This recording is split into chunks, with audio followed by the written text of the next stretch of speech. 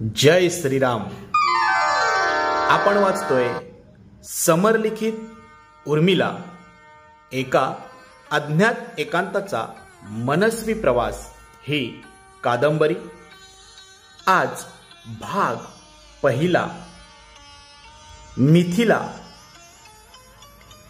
हिमालयाच्या पायथ्याशी वसलेलं एक निसर्गरम्य नगर मिथिला, ज्या राज्याच्या उत्तरेला हिमालयाची पर्वतरांग आणि दक्षिणेला गंगेचं विशाल खोरं होतं, अशा विदेह देशाची राजधानी. महान सम्राट इक्ष्वाकूंचे पुत्र निमी यांनी वसवलेल्या या विदेह देशाला निसर्ग सौंदर्याचे वरदान लाभले होते. या प्रदेशात ठिकठिकाणी विस्तीर्ण जलाशय होते. प्रत्येक सरोवराभोवती नानाविध वृक्ष दाटीवाटीने उभे होते. विशेष म्हणजे सर्व प्रजातींची झाडे निसर्गतःच सुसूत्रेने एका क्रमात उभी होती. एका प्रजातीचे झाड त्या विशिष्ट प्रजातीच्या झाडांची रांग सोडून इतर प्रजातींमध्ये दिसत नसे. पक्ष्यांच्या किलबिलाटाने वातावरण उल्हासित होत असे. वनातील प्राणी या सरोवरांच्या काठी येऊन तहान भागवत असत. या प्रदेशात वर्षानुवर्षे मानवी वस्ती नव्हती.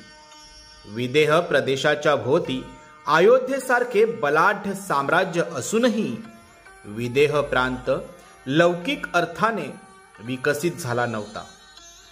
हा निसर्गरम्य प्रदेश त्याचा लयबद्ध एकांतातच रमला होता. एके दिवशी विदेह देशात एक शापित राजपुत्र आला आणि या प्रदेशाचे चित्रच बदलले.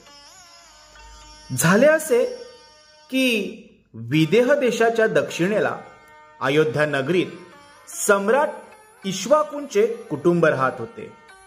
सम्राट इक्ष्वाकूंचे 12वे पुत्र निमी यांना अयोध्येत महायज्ञ करायचा होता आणि त्याकरता निमींनी महर्षी वशिष्ठांना निमंत्रित केले. ज्या मुहूर्तावर निमींना महायज्ञ करायचा होता त्याच मुहूर्तावर महर्षी वशिष्ठांना इंद्राच्या अमरावती नगरीत इंद्रासाठी यज्ञ करायचा होता. स्वतः इंद्रांनी वशिष्ठांना काही दिवसांपूर्वीच यज्ञासाठी आमंत्रित केले होते. त्यामुळे वशिष्ठांनी निमींच्या विनंतीला पर्यायहीनतेमुळे नकार देत आपण काही दिवसांनी यज्ञ करू असे सांगितले. निमींनी खेद अथवा विषाद न दर्शवता महर्षींना शक्य होईल तेव्हा यज्ञाचे आयोजन करण्याचे मान्य केले. महर्षी वशिष्ठांना निमीच्या नम्रतेकडे पाहून कौतुक वाटले. मात्र निमी औपचारिकता म्हणून महर्षींना आमंत्रित करत होता.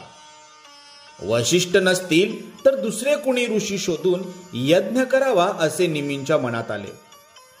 त्याप्रमाणे निमींनी दुसऱ्याच कुणा आश्रमातील ब्रह्मवृंदाला आमंत्रित करून यज्ञ केला. काही दिवसांनी महर्षी अयोध्येत परतले. मात्र त्यांच्या अनुपस्थितीतच यज्ञ पार पडल्याचे त्यांना समजले. क्रोधित होऊन वशिष्ठांनी निमींना शाप दिला आणि निमींना अयोध्या सोडून वनवासात जावे लागले. निमी अयोध्येच्या उत्तरेला विदेह प्रदेशातील वनांमध्ये निवास करू लागले. तिथले अद्वितीय निसर्ग सौंदर्य, शेतीसाठी उपयुक्त माती, मनुष्य वस्तीसाठी उपयुक्त जागा, मुबलक जलाशय पाहून निमींना शापमुक्त झाल्यावर इथेच एका राज्याची स्थापना करावीशी वाटली. काही वर्षांनी शापमुक्त झाल्यावर निमींनी नवे राज्य निर्माण केले. त्यांचे पुत्र मिथी यांनी पुढे मिथिला ही राजधानी वसवली. अयोध्येतून आणि उत्तरेकडून अनेक जण मिथिलेत येऊ लागले. बघता बघता विदेह देशाची सीमा विस्तारू लागली. मिथिलेला एका भव्य नगरीचे स्वरूप प्राप्त झाले.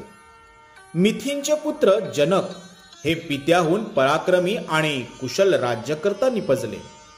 ज्याप्रमाणे पहिल्या इंद्राच्या पराक्रमामुळे देवतांच्या राजाला कायमच इंद्र ही उपाधी दिली जाते, आश्रम स्थापन करणाऱ्या ऋषींच्या कुळनामाचा गौरव म्हणून त्या आश्रमाच्या सर्व प्रमुखांना स्थापनकर्त्यांचे कुळनाम दिले जाते, त्याचप्रमाणे मिथिलेच्या सर्व राजांनाही पुढे जनक म्हणूनच संबोधले जाऊ लागले. मिथिलेवर पुढे उदावसू, बृहद्रथ, सुधृती, स्वर्णरोमा आणि ऱ्हस्वरोमा अशा अनेक बलाढ्य राजांनी राज्य केले. या राजांमुळे विदेह देशाला महाराज्याचे स्वरूप प्राप्त झाले. शतकानुशतके असंख्य थोर महावीरांच्या परिश्रमानंतर उभे राहिलेले हे राज्य एका स्वयंवरामुळे पूर्णतः कोलमडेल असे कुणालाही वाटले नव्हते. मात्र ऋस्वरोमांचे पुत्र जनक यांच्या कार्यकाळात मिथिलेच्या सीमा विस्तारण्याच्या ऐवजी आकुंचित झाल्या. या ऱ्हासाला काय कारणीभूत झाले? कशामुळे इतक्या बलाढ्य महाराज्यावर संकटाचे कृष्ण नभ फिरू लागले? या अधपाताचे कारण होते जनकांच्या मुलीचे स्वयंवर. मिथिलेचे राजे जनक आणि त्यांची पत्नी सुनैना यांना 2 कन्यारत्न लाभली होती, सीता आणि उर्मिला. या दाम्पत्याने उर्मिलेच्या जन्मापूर्वी सीतेला दत्तक घेतले होते. सीतेला दत्तक घेण्यापूर्वी राजा जनकांना अपत्य प्राप्ती झाली नव्हती. मात्र सीतेला राजप्रासादात आणल्यावर काही काळातच उर्मिलेने राणी सुनयनेच्या पोटी जन्म घेतला. कित्येक वर्षांनी राजप्रासादात मुलीचा जन्म झाल्याने सर्वत्र आनंद उत्सव साजरा झाला. या दाम्पत्याने सीतेला दत्तक असल्याची जाणीव होऊ दिली नाही. तसेच उर्मिलेला पोटची मुलगी असल्याने झुकते माफही दिले नाही. राजा जनक आणि राणी सुनयनेची ही समान वागणूक उर्मिला आणि सीता या दोघींमध्ये प्रेम उत्पन्न करण्यासाठी गरजेची होती. जनकांनी सीतेला आणि उर्मिलेला अतिशय प्रेमाने वाढवले. त्या दोघींचाही एकमेकींमध्ये जीव होताच. त्यांच्यासोबत राजा जनकांचे बंधू राजकुमार कुशध्वज यांच्या 2 मुली मांडवी आणि श्रुतकीर्ती या सुद्धा राजप्रासादात होत्या. चौघींमध्ये विलक्षण स्नेह होता. सीता आणि उर्मिला या दोघींचे नाते सामान्य बहिणींच्या नात्यापेक्षा वेगळे होते. त्या बहिणी होत्याच, मात्र एकमेकांच्या मैत्रिणीही होत्या. उर्मिला सुनयनेच्या पोटची आणि सीता ही मानलेली मुलगी होती. दोघींची माता एकच होती, पण दोघी एकाच मातेच्या गर्भात वाढल्या नव्हत्या. सीता ही वयाने मोठी होती, मात्र राजकन्या असल्याने उर्मिलेचा सर्व सुखांवर पहिला अधिकार होता. तरीही मनात अहंकाराचा लवलेश न बाळगता एकमेकींवर प्रेम असणे हे त्यांच्या नात्याचे खरे वैशिष्ट्य होते. सीता ही दत्तक असली तरी ज्येष्ठ असल्याने मैथिली हे नाव सीतेला दिले गेले. उर्मिला ही मिथिलेच्या राजाची एकमेव राजकन्या असूनही मैथिली हे नाव सीतेला मिळाल्यानंतर उर्मिलेच्या मनात मत्सर उत्पन्न झाला नाही. सख्या भावंडामध्येही मत्सर वृत्ती असण्याची शक्यता असते. कुणी एक पुढे गेला की दुसऱ्याचा त्याला हेवा वाटू लागतो. पण उर्मिलेचे मन विशाल होते. सीता दत्तक असूनही तिला मिळालेले सर्व अधिकार उर्मिलेने नाकारले नाहीत. उर्मिलेचे हे वर्तन निखळ मैत्रीला शोभणारे होते. त्या दोघींमध्ये कोणताही स्वार्थ नव्हता किंवा मत्सर नव्हता. सीतेने तिला मिळालेल्या अधिकार वापरून स्वतःचे वर्चस्व दाखवण्याचा प्रयत्न केला नाहीच. उलट उर्मिलेला तिच्या जीवनाचा अविभाज्य भाग मानले. या दोघींचा स्नेहभाव पाहून जनकांना आणि सुनयनेलाही धन्यता वाटत असे. या दोघी कधी लहानाच्या मोठ्या झाल्या आणि विवाहयोग्य झाल्या हे जनकांना किंवा सुनयनेला कळलेही नाही. आता काही दिवसच आपल्याला मिथिलेच्या राजप्रासादात राहायचे आहे हे उर्मिला आणि सीतेलाही ठाऊक होते.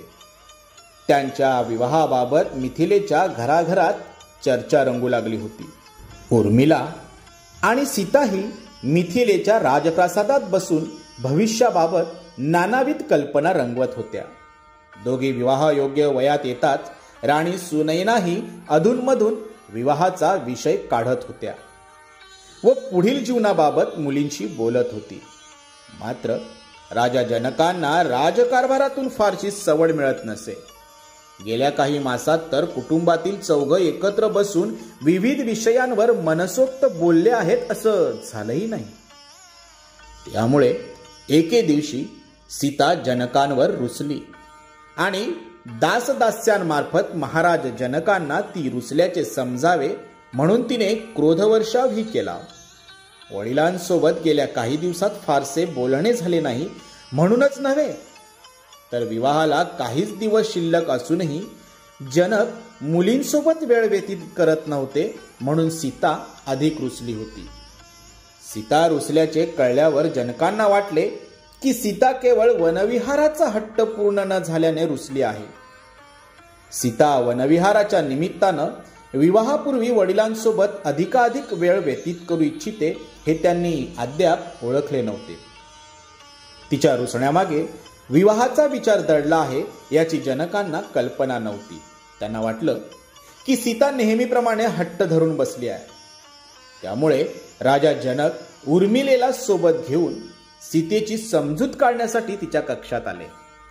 सीतेच्या रुसलेल्या चेहऱ्याकडे पाहून जनक क्षणभर कक्षाच्या दारातच थांबले. सीतेला समजावण्यासाठी तिच्याजवळ गेलो तर ती अधिकच रागवेल हे जनकांना ठाऊक होते.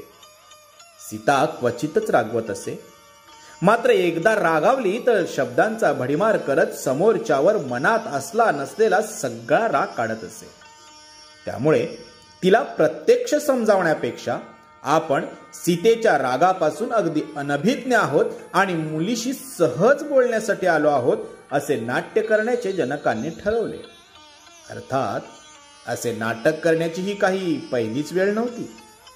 त्यांनी स्मित करत उर्मिलेकडे पाहिले आणि तिलाच ऐकू येईल इतक्या हळू आवाजात म्हणाले, तुला आजही मला मदत करावी लागेल बरं. उर्मिलेनेही स्मित केले. दोघांनी कक्षात प्रवेश केला. तात, तुम्हाला बोलवण्यासाठी आम्हाला नेहमी क्रोधितच व्हावं लागेल का? आमच्या क्रोधाची वार्ता मिळाल्यावरच तुम्ही आमच्या जवळ याल असं समजायचं का? आम्ही आज अगदी हट्टच धरला आहे. आम्हाला राजधानीतल्या सर्व उद्यानांचा कंटाळा आला आहे. जोपर्यंत तुम्ही आमच्या सोबत नगराच्या बाहेर वनविहारासाठी येत नाही तोवर आम्ही अन्नाला स्पर्शही करणार नाही असा आमचा निश्चय आहे, उर्मिला म्हणाली. सीता सुद्धा अगदी हट्टी होती. वडील आणि बहीण आपली थट्टा करत आहेत हे बघून तिनेही अबोल्याचा निश्चय अधिकच दृढ केला. उर्मिलेचे वाक्य पूर्ण होते न होते तोवर सीतेने चेहरा वळवला व दोघांकडे दुर्लक्ष करत आहोत असे दाखवले. उर्मिला, तू इतकी का चिडली आहेस बाळा? तुला नगराच्या बाहेर जायचे आहे एवढेच ना? चल, आज मी तुझ्यासोबत विदेह देशाची भ्रमंती करेन.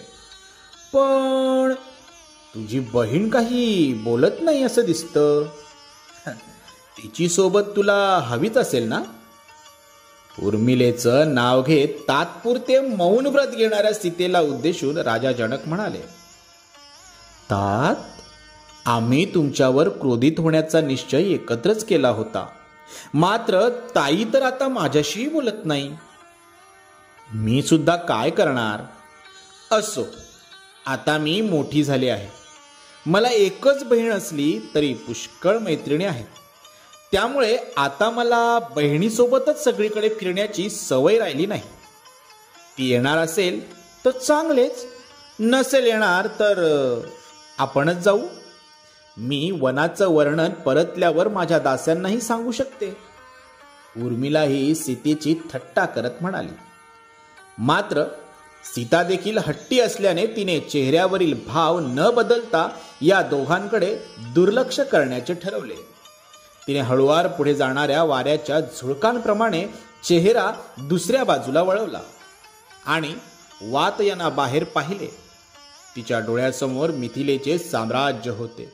मात्र तिच्या मनात त्या वास्तुवैभवाला न्याहाळण्याची इच्छा नव्हती. तिला केवळ वडिलांकडे आणि उर्मिलेकडे न बघता कुठेतरी बघून आपण त्यांच्याकडे दुर्लक्ष करत आहोत एवढेच दाखवायचे होते. मात्र तिचे चित्त संपूर्णतः त्या दोघांच्या बोलण्याकडेच एकत्रित झाले होते. उर्मिले, गेले काही दिवस मला राज्यकारभारातून सवड मिळाली नाही, त्यामुळेच मी तुला वेळ देऊ शकलो नाही. राजा जनक अप्रत्यक्षपणे सीतेला समजावण्याचा प्रयत्न करत होते. उर्मिलेचे नाव घेऊन आपल्याशीच संवाद साधण्याचा प्रयत्न होत आहे हे लक्षात आल्याने सीतेच्या मुखातूनही 2 शब्द नकळत बाहेर पडले. काही दिवस? राजा जनक सीतेजवळ गेले आणि पितृमार्ग धारण करत म्हणाले, होय, तुझेही खरेच आहे. काही दिवस नव्हे, काही मास. तुझे रुसणे स्वाभाविक आहे, पण माझी व्यथा तू समजून घेणार नाही तर कोण समजून घेणार? सीता अजूनही वातायनाबाहेरच बघत होती. तू माझी ज्येष्ठ आणि लाडकी कन्या आहेस. तू सर्वांपेक्षा मला अधिक समजून घेशील असे मला वाटते. त्यामुळेच मी तुझ्या मागण्यांकडे नकळत दुर्लक्ष करून तुला दुखावले असेल. जनकांनी उर्मिलेला आपण सीतेची तात्पुरती समजूत घालण्याकरता हे सर्व म्हणत आहोत, त्यामुळे तू काही बोलू नकोस असे डोळ्यांनीच खून करत सांगितले. तू असा हट्ट धरलास तर उद्या ही धाकटी उर्मिलाही तुझ्याप्रमाणे हट्ट करून बसेल. आज मला तुला तरी समजवता येईल, मात्र उद्या उर्मिलेसारख्या धाकट्या मुलीला मला समजवता येणार नाही, कारण ती अजून एवढी समजूतदार नाही. त्यामुळे आता रुसवा सोड पाहू. मी आता तुझ्यासोबत विदेह देशाची भ्रमंती करण्यास तयार आहे. चल. सीतेला वडिलांवर दीर्घकाळ रागावणे शक्यच नव्हते. बाळपणी सर्व हट्ट पुरवणाऱ्या जनकांवर रुसणे सीतेलाच मानवले नाही. तिने लगेचच वडिलांच्या डोळ्यात पाहिले व ती म्हणाली, तुम्ही आमच्यासोबत वेळ व्यतीत करणार असाल तर माझ्याकडे रुसण्याचे कोणतेही कारण नाही. सीता शय्यासनाजवळ गेली. जनकांच्या आणि उर्मिलेच्या समोर मनातील व्यथा मांडणे तिला अत्यंत अवघड झाले होते, कारण ते दोघेही तिच्या त्याच व्यथेचे वाटेकरी होते. जनकांना सीता अजूनही बालसुलभ हट्ट धरत देशाटनाची इच्छा धरून आहे असे वाटत होते. मात्र सीतेच्या दुःखाचे कारण वेगळेच होते. ते अजूनही जनकांच्या लक्षात आले नाही. सीतेजवळ जात जनकांनी पुन्हा विचारले, बाळ, तुझ्या चेहऱ्यावर अजूनही आनंदाची रेषा उमटली नाही. या निराशेमागे काय कारण आहे? मी तुझ्यासोबत देशाटन करण्यास सर्वस्वी तयार आहे हे कळूनही तू का दुःखी आहेस? सीतेने तिचे डोळे पुसले. डोळ्यात आलेले पाणी वरचेवर टिपत ती म्हणाली, तात, एका क्षुल्लक देशाटनाकरता मी इतकी दुःखी होईन असे तुम्हाला वाटते का? गेले काही मास तुमचा अधिक सहवास लाभला नाही म्हणून हा रुसवा आहे. यापुढे किती काळ मी या प्रासादात तुमची धावपळ बघू शकेन? तारुण्य ही अतिशय रम्य वेळ आहे असे सर्वच म्हणतात. मात्र या रम्य वेळात मला तुमच्यापासून न जाणे किती कोस दूर राहावे लागेल या विचाराने मन दुःखी होतं. सीतेच्या उद्गारांनी जनकांचे मन अतिशय भावविवश झाले. सीतेच्या मनोव्यथेचे दर्शन घडताच त्यांच्या डोळ्यांमध्येही दुःखाचे दव साचू लागले. हातांना कंप सुटला. सीतेच्या पाठोपाठ उर्मिलाही म्हणाली, ताईच्या मागोमाग मी सुद्धा या प्रासादापासून दूर एखाद्या राज्यात जाईल. तिथे महाराणी होण्याचे सुख प्राप्त झाले तरी मिथिलेपासून दूर राहण्याचे दुःख कायम मनाला सलत राहील. तात, जगाची ही अशी क्रूर रीत का आहे? राजा जनक भाऊक स्वरात उत्तरले, पुत्री, या जगाची रीत कुणी आणि का रचली या प्रश्नाचे उत्तर माझ्याकडे नाही. ही रीत क्रूर आहे, मात्र पूर्वजांनी काही विचार करूनच या रचनेची निर्मिती केली असेल. त्यांना सुद्धा कन्येला दुसऱ्याच्या हाती सोपवताना वेदना झाल्या असतील. मात्र या परंपरेची आवश्यकता ओळखून त्यांनी मनावर दगड ठेवला असेल. ही रचना उपयोगशून्य असती तर जगात सर्वत्र तिला मान्यताच मिळाली नसती. आपल्याकडे तिचा स्वीकार करण्याशिवाय काय पर्याय आहे? तुम्ही दोघी दुःखी झालात तर माझे राज्यकारभारात मुळीच लक्ष लागणार नाही. तुमच्या डोळ्यातले अश्रू मी कसे पाहू?